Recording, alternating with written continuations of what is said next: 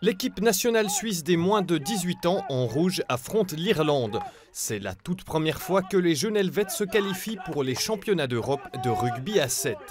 Les finales se déroulent ce week-end à Macolin. Les 12 meilleures équipes nationales M18 d'Europe sont de la partie. Et une partie du public vient de loin. Mon fils est repris dans la sélection belge de rugby à 7.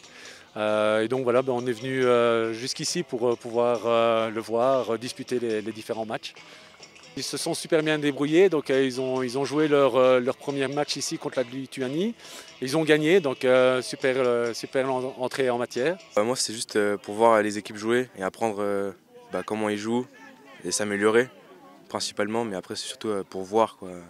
Parce que je fais du rugby de base. Il y a beaucoup de gens, je ne pensais pas qu'il allait y avoir autant de gens d'autres pays différents, que ce soit des équipes ou des joueurs ou des parents, donc en vrai c'est cool.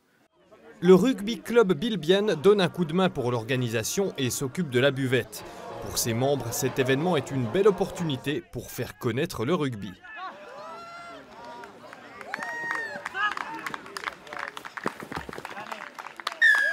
Notre club il a 11 ans cette année, il fête ses 11 ans, donc c'est encore un club tout jeune.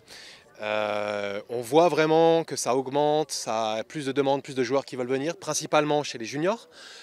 Chez les seniors, on a une équipe active depuis les 11 ans, ça se passe bien, on a besoin toujours de plus de joueurs, on cherche aussi des féminines, on cherche à développer notre sport ici à Bienne. Et donc le fait d'avoir le championnat de 7 à Macolin juste à côté, évidemment c'est une super opportunité.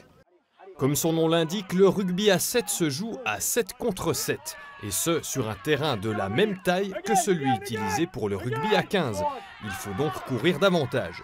Lors de leur premier match samedi, les Suisses jouent plutôt bien, mais pas suffisamment pour renverser des Irlandais qui jouent un cran au-dessus.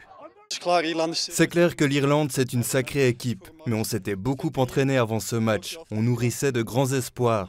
On a perdu ce match et on ne peut plus rien y faire. Maintenant, on va tout donner pour les prochains et on va les gagner. Pour espérer atteindre les quarts de finale, la Suisse doit faire mieux contre l'Allemagne et la République tchèque. Le gagnant du tournoi sera connu dimanche soir.